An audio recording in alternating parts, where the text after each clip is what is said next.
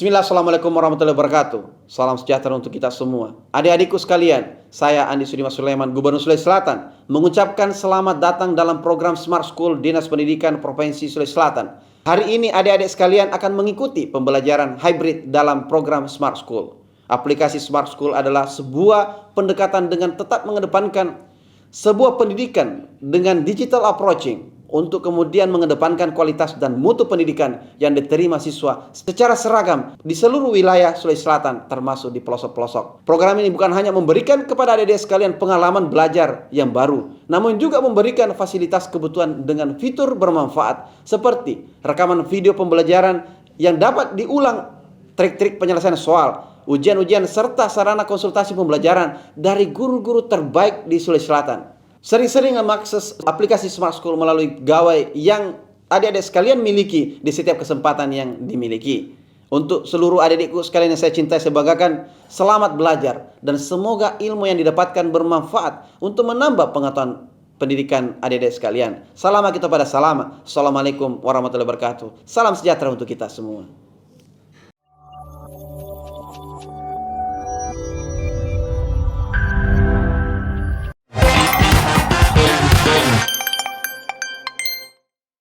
Baik anandaku sekalian, seperti biasa memulai pembelajaran kita hari ini, mari kita berdoa terlebih dahulu.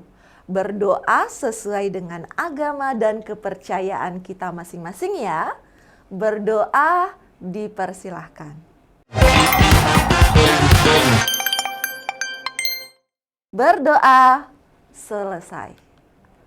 Selanjutnya, anandaku sekalian dimanapun berada di wilayah Sulawesi Selatan tentunya dipersilahkan untuk mengisi presensi hari ini. Silakan anandaku foto terlebih dahulu ataupun langsung men-scan QR Code yang sudah Bu Guru tampilkan di layar TV Smart kalian masing-masing. Silakan diisi sesuai dengan data anandaku sekalian di sekolahnya masing-masing ya.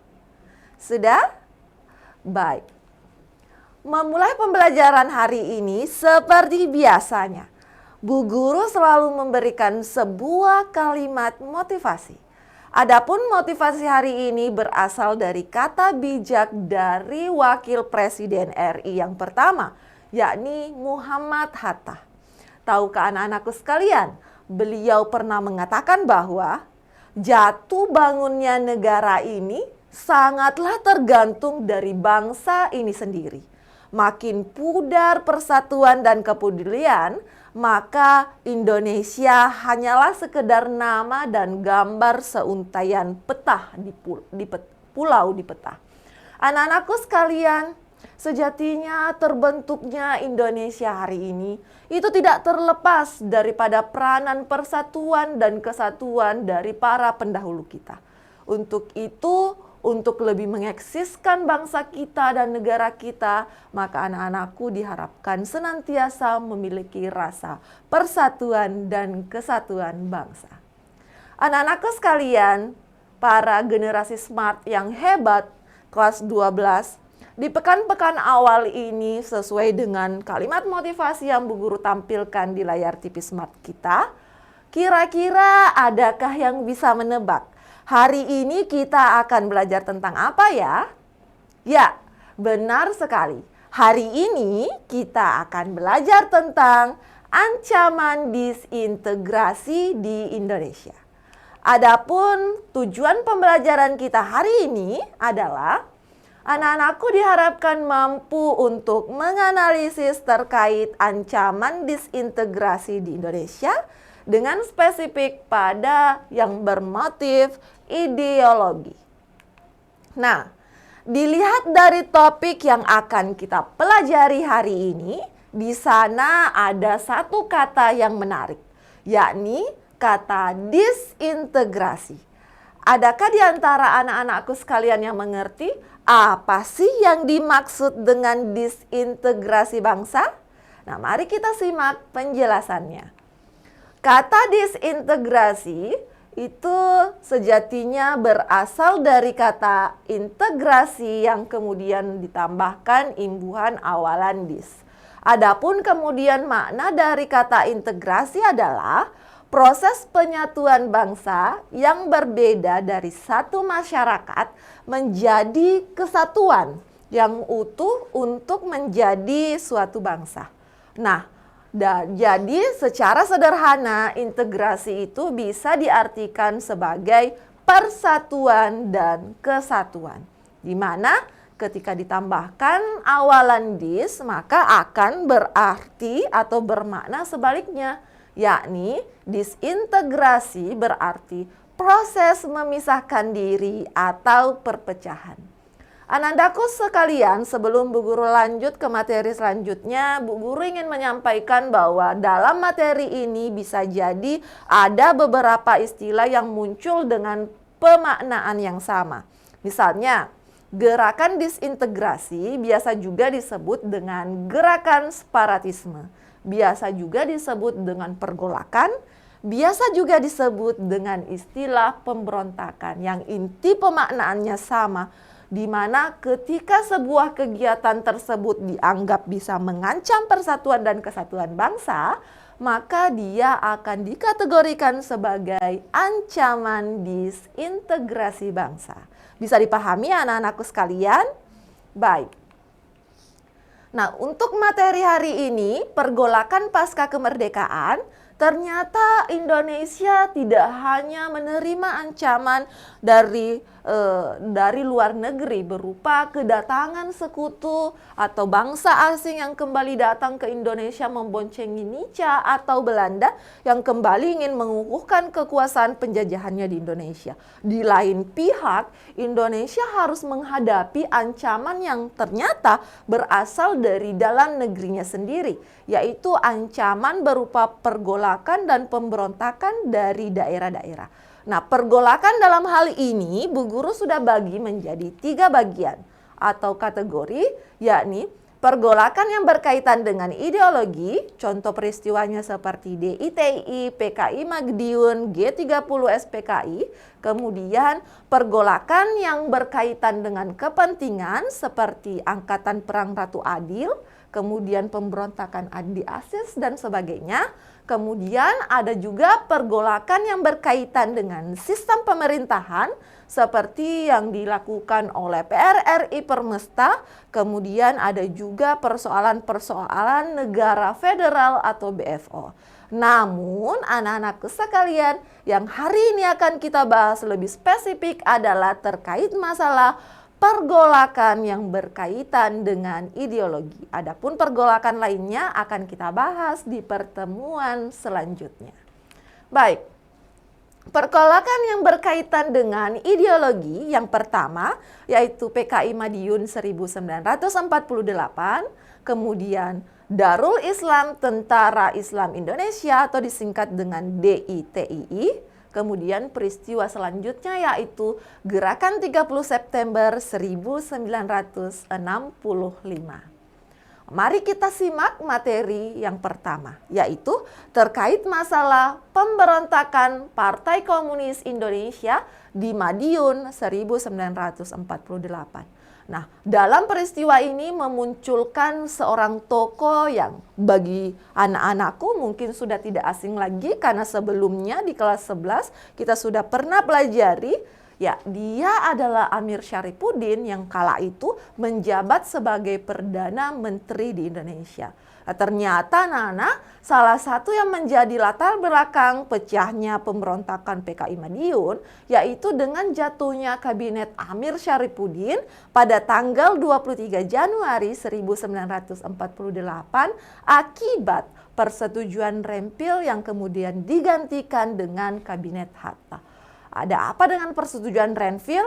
Karena kita ketahui ada beberapa perjuangan diplomasi yang kita lakukan untuk mempertahankan kemerdekaan.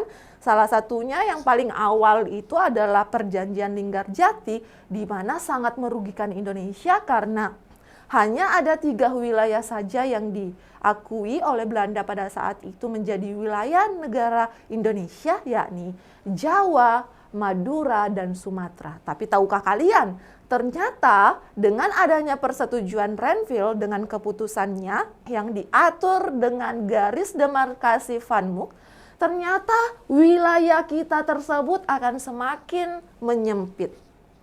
hanya sebagian daripada Pulau Jawa dan sebagian lagi dari Pulau Sumatera. Nah, inilah yang kemudian menimbulkan kekecewaan dari masyarakat Indonesia sehingga parlemen pada saat itu menjatuhkan mosi tidak percaya terhadap kabinet yang ada pada saat itu, dalam hal ini kabinet Amir Syarifuddin, sehingga dijatuhkanlah dan digantikan oleh kabinet Hatta. Nah, kekecewaan Amir Syarifuddin pun juga ada. Kenapa? Karena ternyata ketika Muhammad Hatta membentuk kabinetnya, beliau tidak sama sekali mengambil dari golongan-golongan sosialis. Makanya dalam hal ini Amir Syarifuddin lantas membentuk sebuah Front Demokrasi Rakyat atau disingkat dengan FDR, yang sejatinya adalah organisasi massa yang menggabungkan partai-partai seperti Partai Sosialis Indonesia, Partai Komunis Indonesia, Partai Buruh Indonesia, dan Barisan Tani Indonesia. Bisa dipahami anak-anakku sekalian? Baik, kita lanjut. Pemberontakan PKI Madiun ini semakin membesar dan berkembang karena didukung oleh kedatangan tokoh selanjutnya, yakni tokoh Musso. Musso ini adalah seorang Indonesia yang sangat mahir dan belajar tentang komunisme dan menetap di Moskow. Musso ini kemudian sengaja dikirim oleh Gerakan Komunisme Internasional dalam hal melawan bagaimana pemerintahan Indonesia pada saat itu lebih dipegang oleh golongan-golongan nasionalis. Kemudian sesampainya Musso di Indonesia, dia melakukan fusi atau penggabungan beberapa partai, yakni seperti Partai Buruh, kemudian Partai Sosialis, dan partai-partai yang lainnya menjadi lebih besar dalam Partai Komunis Indonesia. Dan ditambah lagi nantinya ternyata Musso dan Amir Syarifuddin bergabung dalam melakukan penentangan terhadap program-program kerja yang dilakukan oleh kabinet pada saat itu yang dipegang oleh Muhammad Hatta. Nah, sekarang kita lihat bagaimana puncak pemberontakan dari PKI Madiun. Puncak dari pemberontakan PKI Madiun itu nanti akan terlihat dari 18 September 1948 di mana kala itu Musso mendeklarasikan sebuah negara baru dalam negara, yakni Republik Soviet Indonesia, di mana yang dijadikan sebagai dasar negara adalah asas-asas komunis. Berikut adalah tampilan peta wilayah yang mereka klaim sebagai wilayah daripada Republik Soviet Indonesia. Baik, dari jalannya pemberontakan ini kita akan masuk kepada bagaimana sih akhir pemberontakan dari PKI Madiun 1948. Sejatinya pemerintah pada saat itu mencoba untuk melakukan gerakan-gerakan diplomasi terhadap Musso. Tetapi apa daya tidak terjadi kesepakatan dan tidak terjadi solusi yang terbaik, maka pemerintah dalam hal ini menempuh gerakan selanjutnya, dalam hal ini gerakan GOM atau Gerakan Operasi Militer, di mana tanggal 30 September 1948 Madiun berhasil direbut kembali. Dan di awal Desember 1948, operasi pemberantasan atau penumpasan pemberontakan PKI Madiun 1948 ini dinyatakan selesai dengan hasil akhirnya di mana kedua tokoh pentingnya dalam hal ini Amir Syarifuddin berhasil ditangkap dan dibawa ke pengadilan Mahkamah Militer luar biasa dan dijatuhi hukuman mati, dan kemudian tokoh lainnya yaitu Musso juga tertembak mati dalam pelariannya. Nah, adapun kemudian anak-anakku, sisa pasukan-pasukan yang ditinggalkan oleh kedua tokoh ini, sebagiannya ada yang berhasil tertangkap dan sebagiannya lagi ada yang berhasil kabur. Namun sangat disayangkan terdapat dua tokoh penting lainnya, dalam hal ini DN Aidit maupun Muhammad Lukman pada saat itu yang berhasil meloloskan diri, dan mereka lah nanti yang akan kembali mempelopori PKI ini untuk melakukan pergerakan pemberontakan selanjutnya yang kita kenal dengan Gerakan 30 September 1965. Baik anak-anakku sekalian, selanjutnya kita akan masuk pada pemberontakan yang kedua, yakni DITII atau Darul Islam Tentara Islam Indonesia. Pergolakan ini dipimpin oleh seorang tokoh yang bernama Sekar Maji Marijan Kartosuwiryo. Yang ternyata anak-anakku sekalian, Sekar Maji Marijan Kartosuwiryo ini sudah merencanakan jauh-jauh hari untuk membentuk negara Islam, yakni sejak 1942, di mana ketika kita melihat dari kronologi waktunya, Indonesia pada saat itu masih berada pada masa pendudukan Jepang. Dan Kartosuwiryo pada saat itu pun juga masih menjadi anggota dari Masyumi. Ternyata untuk melancarkan rencana untuk mendirikan NII atau Negara Islam Indonesia pada saat itu, Kartosuwiryo mendirikan pesantren yang diberikan nama Pesantren Supa, yang ternyata di dalamnya selain melakukan pelajaran tentang agama Islam, juga digunakan sebagai tempat latihan kemiliteran pemuda Islam yang mereka bangun pada saat itu, yang diberi nama dengan Barisan Hizbullah dan Sabilillah. Anandaku sekalian, para generasi Smart School yang hebat, adapun yang menjadi latar belakang dari terjadinya pemberontakan DITII di Indonesia adalah penolakan terhadap keputusan Renville. Tadi di awal sudah sempat Bu Guru jelaskan bahwa keputusan Renville ini sangatlah merugikan pihak Indonesia. Dan salah satu di antara hasil keputusannya adalah wilayah kita yang semakin dipersempit. Wilayah Jawa itu dipersempit hanya menjadi Jawa Tengah, Jawa Timur, dan Banten. Sedangkan Jawa Barat yang menjadi tempat markas daripada DITII ini, Kartosuwiryo dan kawan-kawannya pada saat itu menjadi wilayah yang harus ditinggalkan karena merupakan wilayah yang sesuai dengan garis demarkasi Van Mook, merupakan wilayah dari bagian negara Belanda. Tapi tentu ini mendapatkan reaksi keras dari Kartosuwiryo yang menolak untuk meninggalkan Jawa Barat pada saat itu. Kemudian latar belakang lainnya adalah dengan pembentukan Negara Islam Indonesia, di mana ini bertujuan untuk menjadikan Republik Indonesia sebagai sebuah negara yang menerapkan dasar agama Islam sebagai dasar negaranya. Kenapa ini dianggap sebuah pemberontakan anak-anak? Karena tentu meskipun ini mungkin baik untuk sebagian orang, tetapi memaksakan sebuah ideologi tertentu dalam sebuah negara itu bisa dikatakan mengancam persatuan dan kesatuan pada saat itu. Makanya ini dikategorikan sebagai sebuah tindakan pemberontakan. Nah, dalam perkembangannya, negara Islam Indonesia ini menyebar terutama di 5 wilayah. Wilayah yang dimaksudkan seperti Jawa Barat, Jawa Tengah, Kalimantan Selatan, Aceh, dan daerah kita yakni Sulawesi Selatan. Anak-anakku sekalian, mari kita memilah-milih kemudian terkait masalah bagaimana pelaksanaan DITII ini di wilayah atau 5 wilayah yang telah disebutkan sebelumnya. Pertama, di wilayah Jawa Barat.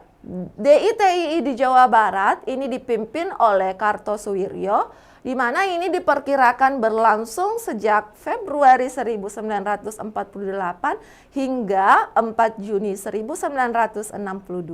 Nah, adapun kemudian latar belakangnya sesuai dengan yang sudah dijelaskan sebelumnya bahwa adanya ketidakpuasan mereka terhadap hasil perundingan Renville. Kemudian dari segi penumpasan, dilakukanlah GOM atau Gerakan Operasi Militer, di mana operasi militer ini bernama Operasi Baratayuda dengan taktik pagar betis. Nah, wilayah DITII yang selanjutnya adalah Jawa Tengah, di mana DITII di Jawa Tengah ini dipimpin oleh seorang tokoh yang bernama Amir Fattah. Ini diperkirakan terjadi di tanggal 23 Agustus 1949 hingga 1957. Adapun yang kemudian menjadi latar belakang dari pemberontakan ini adalah adanya kesamaan ideologi antara Amir dengan Kartosuwiryo, di mana mereka sama-sama ingin membentuk negara Islam Indonesia. Dan sama dengan yang terjadi di Jawa Barat, operasi militer juga digencarkan untuk upaya penumpasan gerakan ini. Adapun operasi militernya dikenal dengan nama Operasi GBN atau Gerakan Banteng Negara. Baik anak-anakku sekalian, sekarang kita masuk pada wilayah Sulawesi Selatan yang dipimpin oleh Kahar Musakar. Nah, wilayah ini kemudian juga tidak luput dari Darul Islam Tentara Islam Indonesia, di mana diperkirakan terjadi di sekitar tahun 1950 hingga Februari 1965.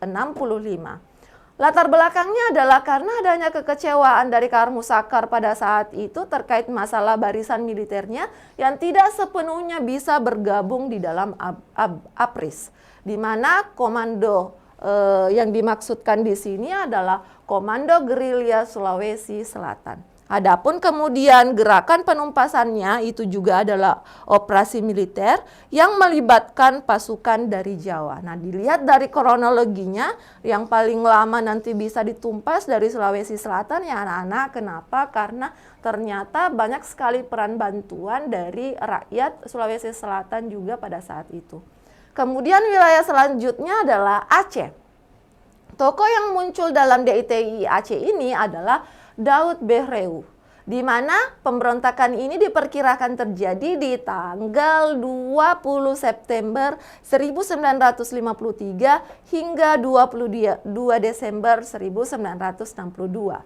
Nah, latar belakangnya adalah karena adanya penurunan status Aceh yang dari tadinya adalah daerah istimewa, kemudian turun menjadi sebatas wilayah keresidenan.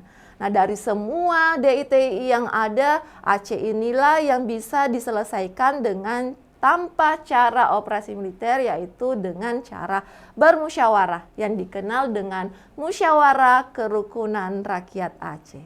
Selanjutnya di wilayah terakhir yaitu Kalimantan Selatan, dikenal tokoh yang bernama Ibnu Hajar, di mana pemberontakan ini diperkirakan terjadi Oktober 1950, di mana mereka membentuk KRYT atau Komunitas Rakyat yang Tertindas, di mana lagi-lagi juga upaya penumpasannya dengan cara operasi militer yang terjadi di Juli 1963. Nah, anak-anakku sekalian, untuk memudahkan kalian dalam memahami materi ini, Bu Guru sudah merangkumkan sebuah rumus yang Bu Guru nama rumus DITI. Jadi Bu Guru mencoba membuatkan akronim yang mudah kalian pahami dengan akronimnya berbunyi seperti ini. K, kamu dihajar. Di mana akronim ini mewakili dari nama-nama tokoh yang terlibat dan wilayah yang terlibat dalam DITI. Mari kita perhatikan. Untuk K itu mewakili Kartosuwiryo yang ada di Jawa Barat. Kemudian untuk A itu mewakili Amir Fattah yang ada di Jawa Tengah. Kemudian akronim kamu itu mewakili Kahar Musakar di Sulawesi Selatan. Kemudian D itu untuk Daud Behreu di Aceh. Kemudian I Hajar itu mewakili Ibnu Hajar di Kalimantan Selatan. Nah, bagaimana anak-anak sekalian, mudah untuk kalian pahami bukan? Nah, cukup diingatkan rumusnya, kalian sudah bisa memahami tentang penokohan dan kewilayahan yang terjadi di peristiwa DITI. Baik anak-anakku sekalian, para generasi Smart School di wilayah Sulawesi Selatan, selanjutnya peristiwa yang akan kita bahas adalah Gerakan 30 September 1965. Adapun yang menjadi tujuan dari Gerakan 30 September ini adalah pertama, menghancurkan negara kesatuan kita yakni NKRI dan menjadikannya sebagai negara komunis. Yang kedua, mereka menyingkirkan TNI Angkatan Darat dan merebut kekuasaan pemerintahan. Yang ketiga, tujuan mereka adalah mewujudkan cita-cita Partai Komunis Indonesia dalam hal membentuk sebuah negara komunis yang mana tentu dasar-dasar negaranya berbentuk asas-asas dari komunis. Maka dari itu tujuan selanjutnya adalah mereka ingin mengganti ideologi negara kita yakni Pancasila menjadi ideologi komunis. Kemudian tujuan besarnya juga adalah melakukan kudeta atau perebutan kekuasaan terhadap pemerintahan yang sah pada saat itu. Dalam hal ini pemerintahan Presiden Soekarno, yang ternyata anak-anakku sekalian ketika ditelusuri ini tidak terlepas dari rangkaian komunisme internasional.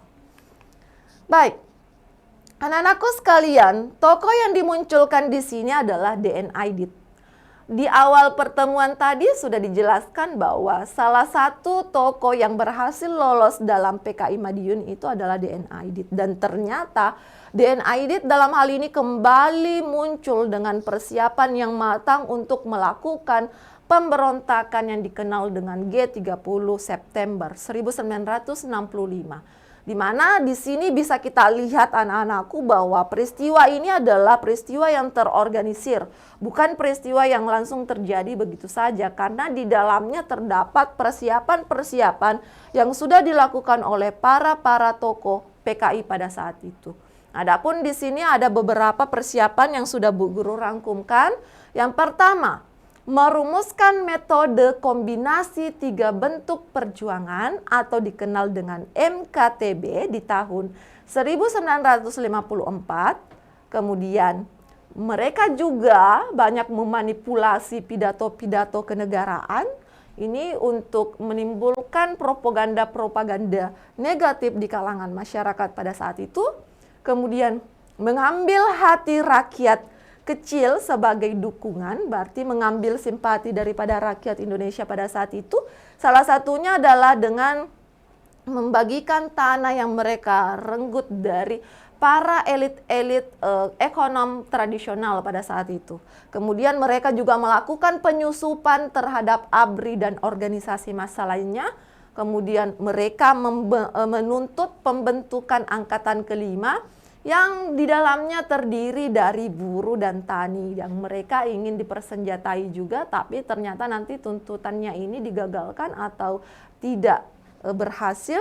Kemudian mereka juga melakukan banyak aksi fitnah terhadap TNI, dalam hal ini dalam waktu itu adalah Angkatan Darat, dengan melontarkan adanya isu-isu Dewan Jenderal. Dan yang terakhir, untuk melancarkan kegiatannya mereka banyak melakukan pelatihan-pelatihan militer di Lubang Buaya, Pondok Gede, Jakarta. Nah, anak-anakku sekalian, adapun kemudian struktur atau susunan organisasi yang mereka bentuk untuk memperlancar dan untuk memperlihatkan bagaimana bidang-bidang kerja dalam pergerakannya ini bisa kita lihat di layar. Ya, jadi yang menjadi pimpinan gerakan di sini adalah D.N. Aidit.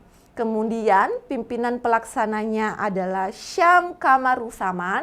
Kemudian pimpinan militer termasuk nanti yang akan menghandle terkait masalah penculikan para jenderal itu diambil atau dipimpin oleh Untung yang dibantu oleh Suyono dan Brigjen Suparjo.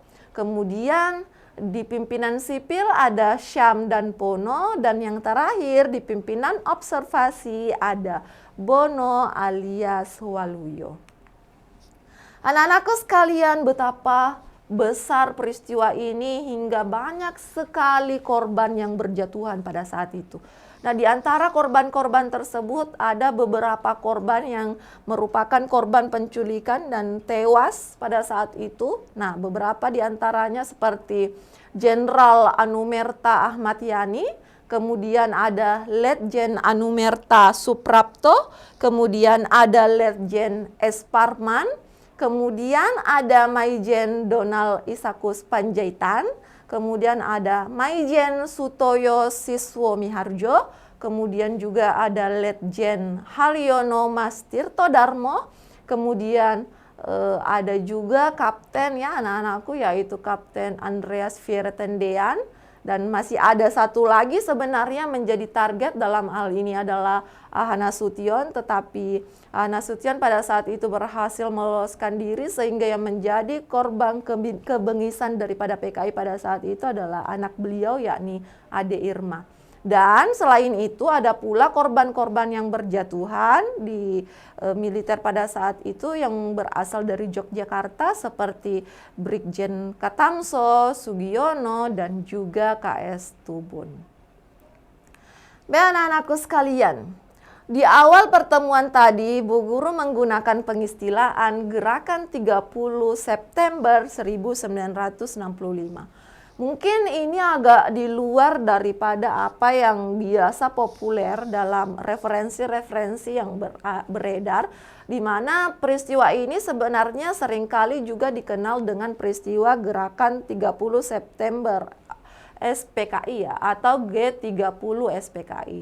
Namun ternyata dalam perkembangan pengetahuan sejarah terdapat sekurangnya 7 analisis dalang. Di sini Bu Guru juga sudah menampilkan 7 teori yang membahas tentang analisis dalang dalam peristiwa Gerakan 30 September.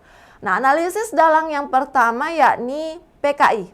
Mengapa PKI dianggap sebagai dalang daripada kegiatan ini atau pemberontakan ini? Karena kita lihat yang menjadi eksekutor utama memang adalah PKI, dan ditambah juga pengakuan dari pasukan-pasukan PKI pada saat itu yang memberikan pengakuan di dalam mahkamah militer luar biasa atau pengadilannya pada saat itu. Mereka memang mengakui bahwa mereka lah yang menjadi otak dari pemberontakan ini. Namun ada pula teori lainnya yang berasal dari seorang sejarawan seperti Benedict Anderson yang mengatakan bahwa yang menjadi analisis dalangnya adalah karena disebabkan konflik intern yang terjadi dalam tubuh TNI itu sendiri.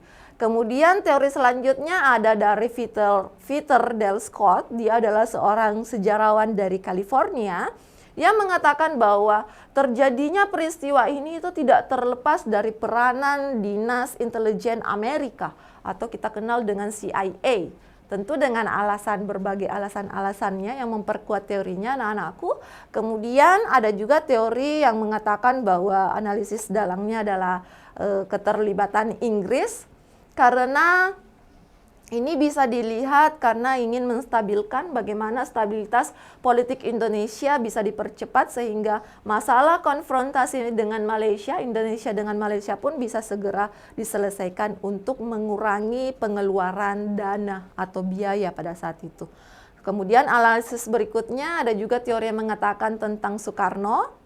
Ada juga teori tentang Soeharto, ini dikemukakan oleh Wertheim, seorang sejarawan dari Belanda.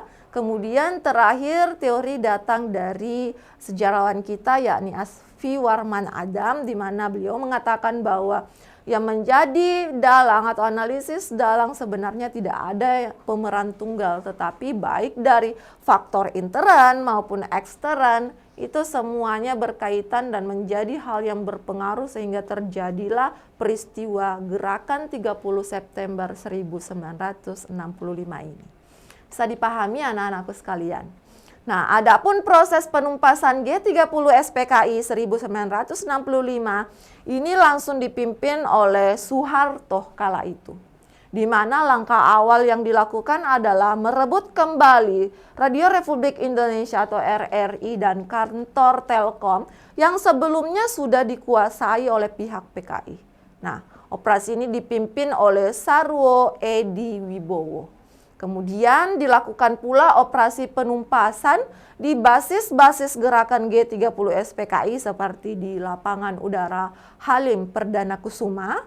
Kemudian mereka juga berupaya untuk menemukan jasad para jenderal, para korban PKI pada saat itu. Anak-anakku sekalian, tentu sebuah peristiwa yang besar, kemudian gejolak yang begitu besar dalam masyarakat kita pada saat itu pastinya akan menimbulkan dampak yang besar pula. Nah, adapun dampak dari gerakan 30 September yang bisa kita lihat dalam hal ini adalah menimbulkan ketidakstabilan politik di Indonesia. Kemudian ini juga berakibat dengan dibubarkannya Partai Komunis Indonesia sebagai bentuk daripada tanggapan atas reaksi masyarakat yang besar disebabkan karena kekejaman gerakan 30 September. Kemudian yang selanjutnya dengan munculnya Tritura di Indonesia, yaitu 3 atau tri tuntutan rakyat yang mana isinya adalah terkait masalah pembubaran PKI, kemudian retul atau pembersihan kabinet Dwikora dari unsur-unsur PKI, dan penurunan harga-harga barang. Anak-anakku sekalian, sebelum kita masuk di materi atau sesi berlatih, Bu Guru ingin kembali membuka sesi pertanyaan. Mungkin anak-anakku partisipan yang ada di sekolahnya masing-masing masih ada sesuatu hal yang ingin diperjelas atau belum dimengerti, bisa kita berikan respon secara langsung di studio. Bu Guru persilakan anak-anakku sekalian, mungkin ada yang mau memberikan respon. Baik anak-anakku sekalian dan juga yang terhormat para guru pendamping sekolah mata pelajaran sejarah yang saya hormati, berikut beberapa respon yang kami harapkan untuk masuk. Silahkan dipindai link QR Code berikut. Di sini Bu Guru sudah memberikan link QR Code modul, di dalamnya terdapat materi dan juga latihan-latihan soal. Ini dibentuk memang langsung oleh tim Smart School. Kemudian ada juga LKPD yang Bu Guru siapkan di sini untuk sebagai lembar kerja anak-anakku sekolah, didampingi nanti dengan guru-guru pendamping sekolahnya masing-masing. Kemudian yang terakhir ada form refleksi, mohon anak-anakku juga bisa memberikan respon, kritikan ataupun saran kira-kira dalam pembelajaran yang Bu Lan hari ini lakukan, adakah sesuatu yang perlu diperbaiki. Bu Guru membuka hati untuk itu. Silakan dipoto terlebih dahulu atau langsung di-scan, bisa juga, oke? Baik, mungkin demikian dulu perjumpaan kita hari ini anak-anakku sekalian. Bu Guru akhiri perjumpaan hari ini dengan ucapan terima kasih sudah sangat memberikan respon yang baik terhadap pembelajaran. Tetap belajar sejarah anak-anakku, tetap jaga keharmonisan, tetap jaga kekompakan dari hal yang terkecil sesuai dengan materi yang kita pelajari hari ini. Karena sejatinya gerakan disintegrasi tidak hanya terjadi dalam kronologi sejarah yang lalu, tetapi juga masih ada hingga saat ini. Maka dari itu dibutuhkan persatuan dan kesatuan dari para generasi muda kita yang tidak lain adalah anak-anakku sekalian. Baik Bu Guru, akhiri perjumpaan kita hari ini dengan ucapan terima kasih karena sudah tetap mencintai Indonesia. Bu Guru akhiri dengan salam Smart School, generasi smart, berkarakter, cerdas.